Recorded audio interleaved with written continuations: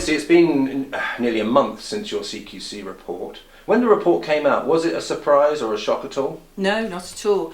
The organisation was very aware of all of those issues, and we've been working on them. And I think from the point of view of the good in caring and the outstanding in caring, I was absolutely thrilled. That is 3 years of exceptionally focused work on patients and families. I would have been really aggrieved if we hadn't got anything as good as that, so not at all. In relation to the areas of improvement around outpatient waiting times, we were already working on that when the CQC were here, and I've been really clear that as an organisation and from me personally as Chief Nurse and Deputy Chief Executive, we really wholeheartedly apologise for those delays and have worked incredibly hard to make sure that we've laid on extra clinics. Over 400 extra clinics have been put on for our patients. I mean, we see about 26 to 28,000 patients a month in our outpatients department, so we have to make sure that we account for every single patient to make sure we get the right appointment for them, and for that we're sincerely sorry that we were behind the curve before, but we're not now. So we were already working on that.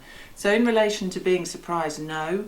There's always more to do to improve quality and efficiency. You'll know from the emergency department, we see more patients per annum than Addenbrooke's. We know that we have to try and work harder with our community and our commissioner partners to find other alternatives and the right pathways of care for emergency patients.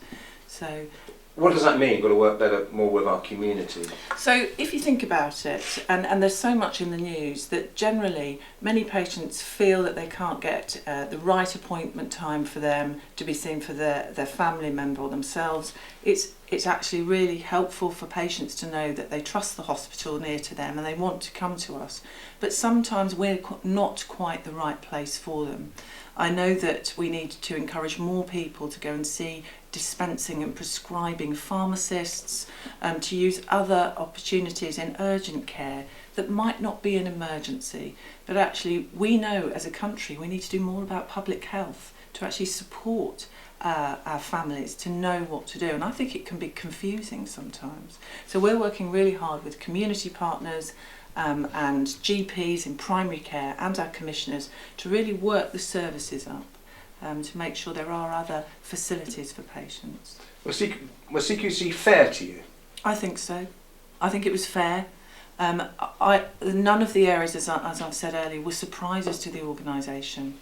And I think it's a tough job for a CQC inspector to come in and in 2 days have an assessment of an organisation that's as busy as we are. One thing I would say is they were incredibly surprised how busy in relation to patient activity we are through our emergency pathways, through our maternity pathways. I mean, this hospital was built for 2,500 births.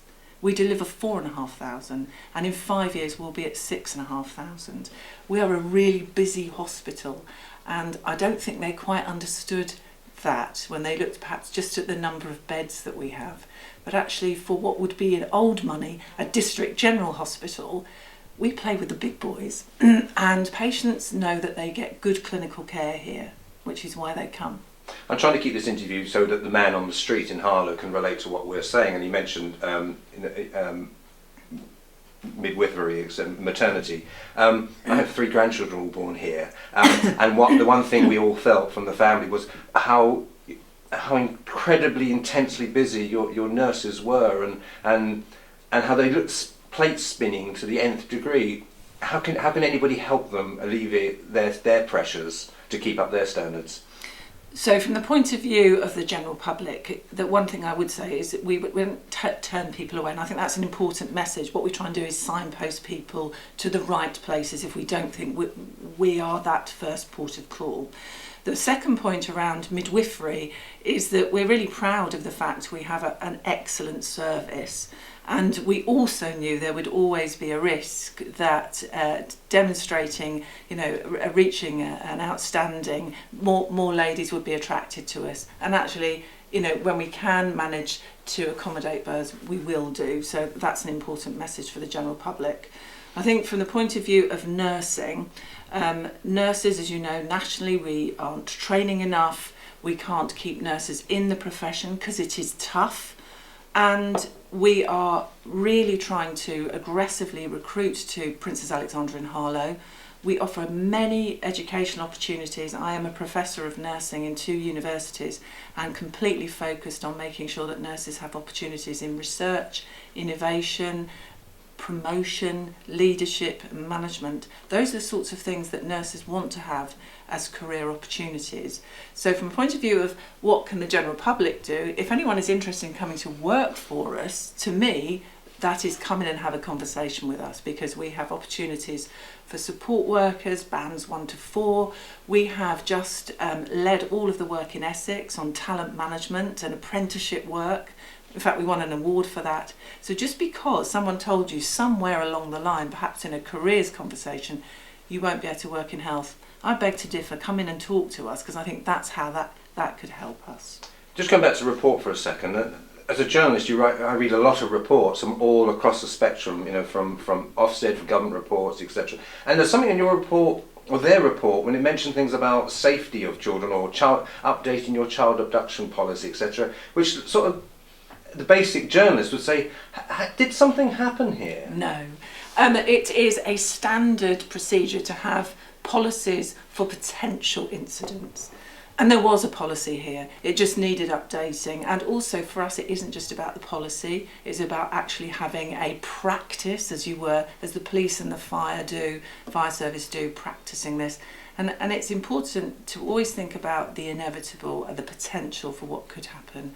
So for us, what we've already done is this month we've got a practice of, should somebody try and abduct a child.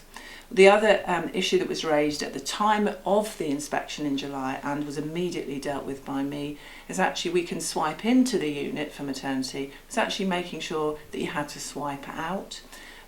It is like Fort Knox, and the problem with that is it has in some ways caused some problems for families. They can't get in or out now.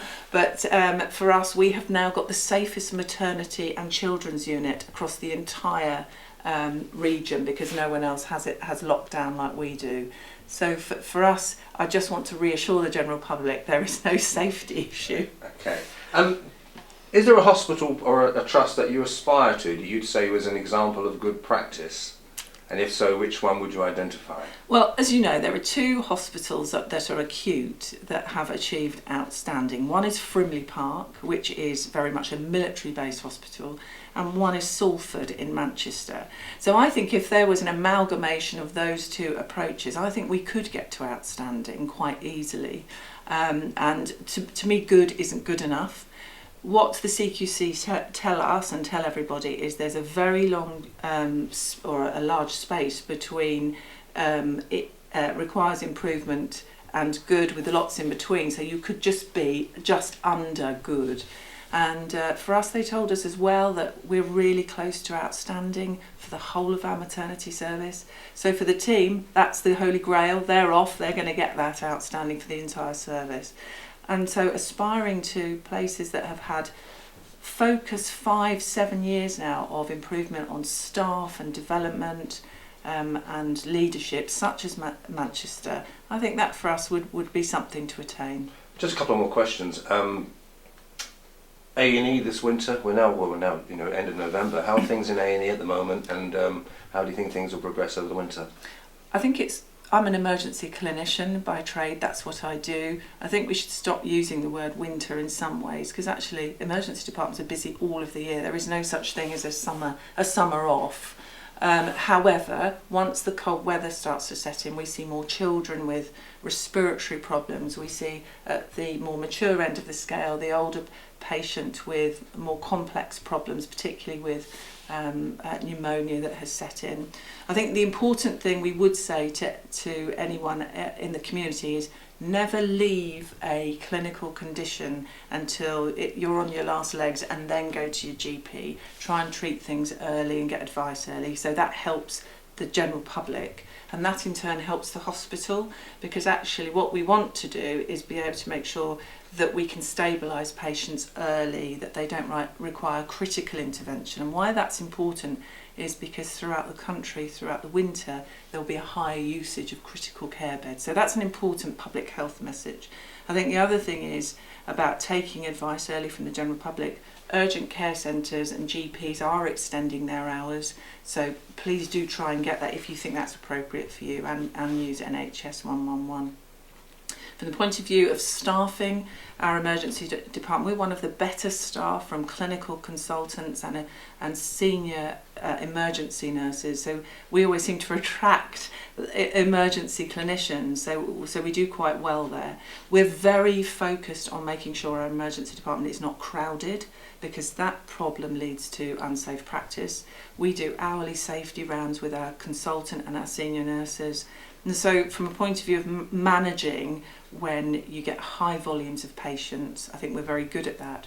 We also have 7-day service of an East of England ambulance. They're called Hospital Ambulance Liaison Officers, or HALOs. We have one always working in the department. Why that is helpful? Because it's across the sector where the ambulances are going, and making sure that they are reporting back our situation directly to central control. So that's important to us, so that actually the spread of volume and workload is across Essex. But for us, remember, it isn't just Essex, because half of our patients do come from Hertfordshire. So we make sure we work closely with both sides of the county. And finally, end on a positive note, I was at your award ceremony you had over at the Harlow Study Centre earlier this year, and I don't think you can kid a kidder. There was a very positive atmosphere, and many members of your staff saying, I really enjoy working here. Did the majority of people enjoy working here, and do you have a good atmosphere here? Well, I think that goes back to the CQC report, and anyone that comes here, they immediately walk through the door, and as I hope you did, there is a sense of family and community and friendliness here. And everybody feels that they are supported. It doesn't matter what job they do. And of course, how that is translated to our regulators is what they saw is every single member of staff, regardless of their role, goes over and above their job to make it right for patients, to help patients and other staff. So one of the key points for us is that the CQC recognised that. They told us that during the visit, and throughout the report, that's played out for every single service. So I feel incredibly proud, and I'd say openly on all our inductions for new staff, working at Princess Alexandra has been one of the toughest jobs in the last 3 years, the job that I have and do enjoy the most. And I feel incredibly proud being the Deputy Chief Executive and the Chief Nurse, because I work with people who are completely patient focused for Harlow, Essex, Hertfordshire patients and families. We are that true family hospital. So I'm really pleased that it was recognised by the regulators. And you're right, those staff awards are really important to us, and they get bigger and better every year. And we've noticed that the citations have got more and more personalised and come from patients who also write in about our members of staff. So it's a great place to work. Nancy Fontaine, thank you very much for your time.